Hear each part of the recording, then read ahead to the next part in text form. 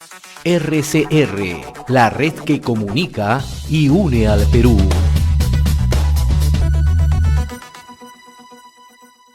Estamos en contacto con el doctor Javier González Olaechea Franco, ¿no? Él es politólogo, consultor internacional y analista en temas políticos. Como siempre, le agradecemos la gentileza de compartir esta comunicación con Enlace Regional RCR, Red de Comunicación Regional. Doctor González Olaechea, qué gusto saludarlo. Como siempre, es un gusto compartir con usted a través de RCR, Red de Comunicación Regional. Buenos días, gracias por la invitación. ¿Cómo interpretar esta presentación del gabinete del señor Guido Bellido, ¿no? ¿Cuál es la percepción que tiene usted inicial, ¿no? En unos minutos más debe iniciarse el debate ya en el Parlamento Nacional, ¿no? Sí, bueno, sí, por favor.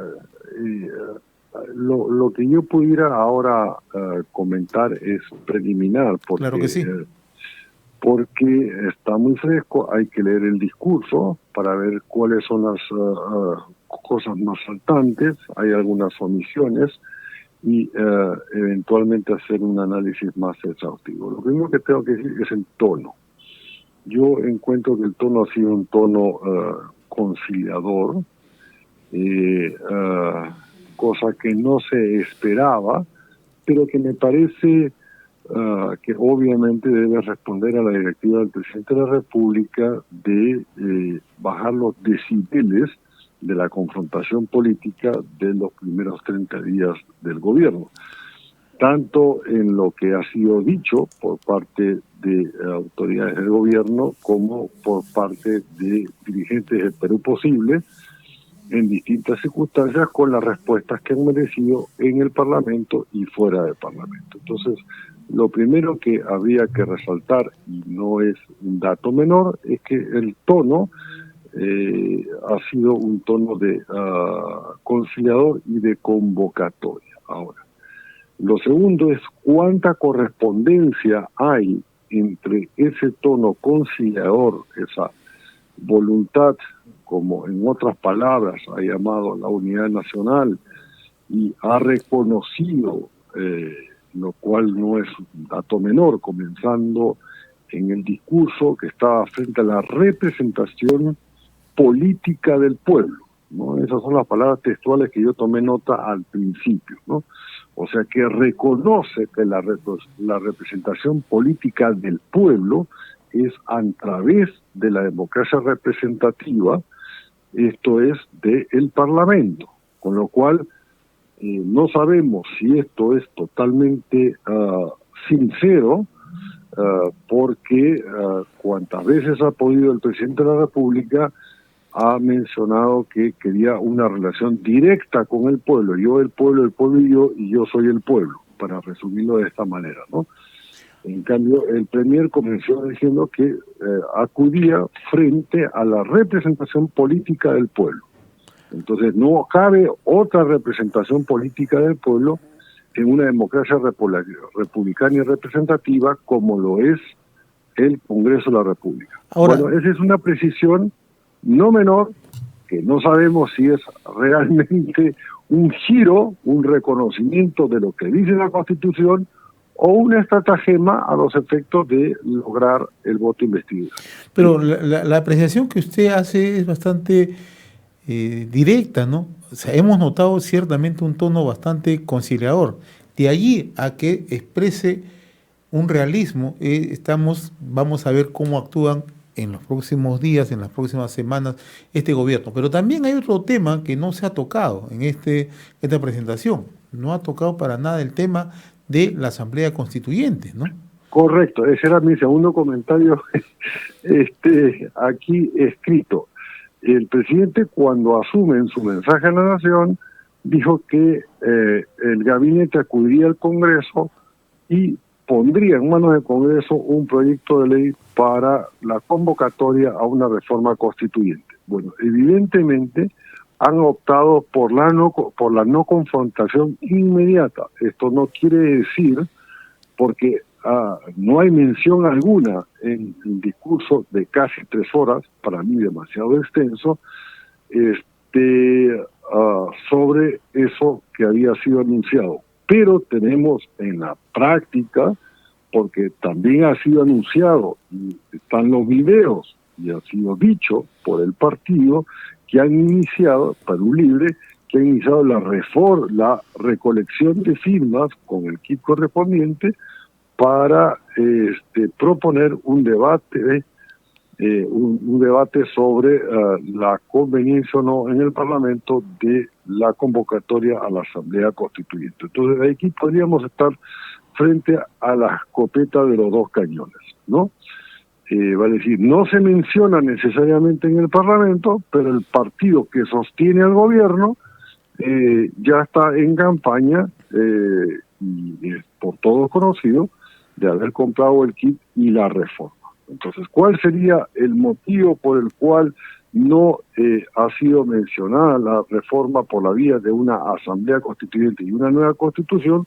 Porque, según las encuestas, bueno, casi ya el 80%, 79% del país no desea una nueva constitución, sino reformas constitucionales puntuales. Unas las quieren más de corte político, otras las quieren más de corte económico, pero le han dicho al presidente y al gobierno, este camino no lo queremos. Entonces posiblemente lo haya descartado oficialmente,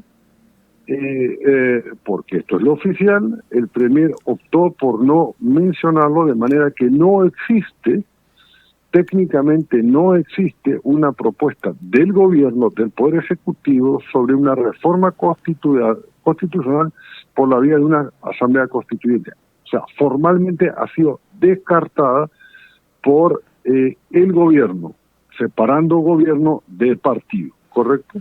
Ahora, ¿cuál cree usted que va a ser la posición del Parlamento, ya mirando el discurso, la presentación de Bellido, que puede calificarse como un Yo discurso? Sí, cómo no. anticipo un voto de una superación, vamos a hablar con no votos, sino una superación que el gabinete va a obtener la confianza, sea por el número de abstenciones, que sea mayor al voto aprobatorio, o porque finalmente le den un voto de confianza. Ahora, el voto de confianza no significa que, y eso lo vamos a escuchar en la tarde seguramente algunos congresistas de alguna bancada, que se tenga confianza con lo dicho y expresado, sino más bien sería un voto de esperanza sobre que lo que se ha anunciado que se va a realizar se ejecute, y que obviamente al no haber el presidente optado por la vía de el cambio de por lo menos 5 o 6 ministros que son ampliamente y documentadamente cuestionados, y otras designaciones, por ejemplo, la viceministra de Seguridad Pública, que es magíster en medio ambiente y que no tiene ninguna experiencia, no se llama ni siquiera guachimán en su edificio.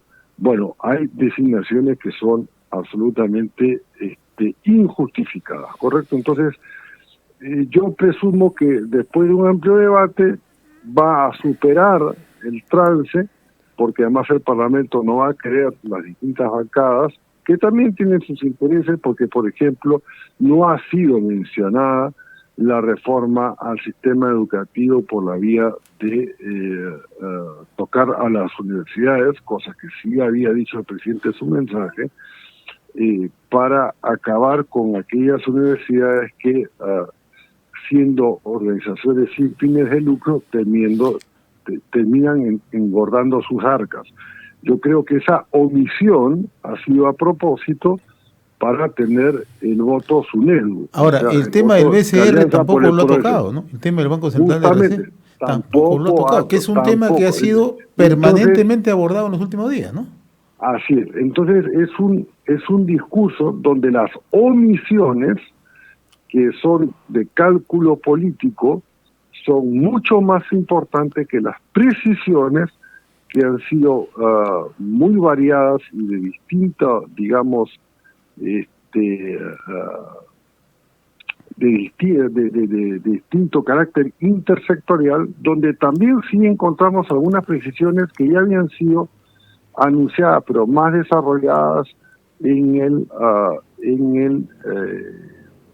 el mensaje presidencial, y que me dan la razón, disculpe que lo hable yo, en términos de primera persona, porque ha mencionado que el Petroperú va a desarrollar y participar de la actividad productiva, comercializadora de la extracción de los recursos naturales. Ahora, el otro tema que tampoco ha tocado y que... Déjeme comentar sobre ese punto. Para lo cual, como siempre se argumentó falsamente desde el gobierno, desde el partido, que para poder hacer eso necesitaban modificar la Constitución, pues el hecho de haberlo modificado, mejor dicho, anunciado y pedido facultades legislativas delegadas sobre 3 materias, una de ellas sobre hidrocarburos, significa claramente un reconocimiento que la Constitución sí permite, en ciertos casos, solamente, o sea, la actividad empresarial del Estado, cuando ha sido autorizada por ley. Y por eso está el pedido de facultades delegadas en materias energéticas o hidrocarburos, no recuerdo el término que utilizaron, para que poder darle mayor vida. Y ahí está, claro, un punto muy crítico es cuánto va a costar la participación de Petroperú en las distintas etapas de lo que es el negocio extractivo, ¿no? Una pregunta final, doctor Javier González Valencia, sí. agradeciéndole la gentileza que tiene. Este discurso morigerado, ponderado, cauto si se quiere, no guarda sintonía con la composición del gabinete, ¿no?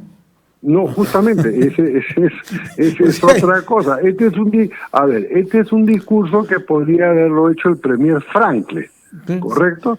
Que podría haberlo hecho el canciller Maurtua, ¿no?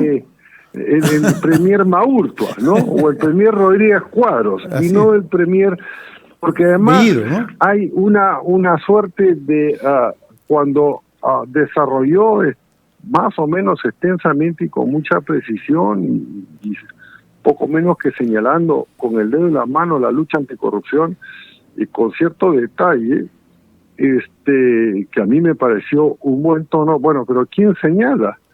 Una persona que está procesada. Entonces hay pues, y por otro lado, algo que no es menor, hay un retroceso, no sé si táctico o real, respecto a lo que se había anunciado que iba a ser la desmilitarización del BRAEM, ¿correcto? Aquí pero ha sido un párrafo corto, ¿no? Un párrafo corto, ¿no? Sí, pero bien, muy significativo, porque ha hablado de la lucha frontal, sin miramientos, tal y cual, con el respaldo total a las Fuerzas Armadas en la materia, ¿correcto? Así es. Entonces, aquí estamos pues posiblemente ante o una lectura de la primacía de la realidad, como yo menciono a veces, va a decir, esto es lo que me indica la realidad, y podría ser una suerte de política real, ¿no? Realpolitik, ¿no? Claro, una suerte de rectificación o reorientación sin reconocer, digamos, tampoco hay que pedir después que se flagele públicamente al premier, no diciendo dijimos una estupidez y ahora o varias, perdón, no rectificamos, o posiblemente estamos frente a la escopeta de 2 cañones, pero esto es de mecha corta, vale decir, supongamos que supere el voto de confianza, obtiene el voto de investidura, pero dentro de 20 días, 30 días, 40 días, vamos a tener que comenzar a ver algunos resultados. Se ha ofrecido en 30 días hacer tal y cuales cosas. Bueno. Y entonces, más allá del cuestionamiento por el cual las comisiones van a ir por los ministros individualmente considerados por los cuestionamientos que son pues de conocimiento público, ¿no? Entonces, ahí vamos a ver, bueno, en 60 días si está con COVID y con un balón de oxígeno en su casa, o si está internado en un hospital general con todo el gabinete con balón de oxígeno. Muy bien, doctor González. ¿Estará ganando tiempo o no? Pero bueno, por lo menos es algo distinto a lo que se esperaba, pero uno no le puede, y con esto cierro, uno no le puede decir al país 7 días y las 24 horas y todos los días de la semana, voy a cazar un ratón, porque a la tercera semana y los 21 días y todas las horas acumuladas, 24 horas por día, si no caza el ratón, te va a decir, ¿sabes qué? Tu gato no sirve, ¿no? Entonces, lo importante es que el gato case ratón, case ratones. Muy bien. Entonces, ¿estará ganando tiempo? No sé.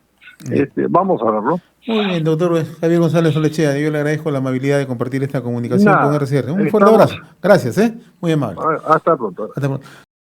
RCR, la red que comunica y une al Perú.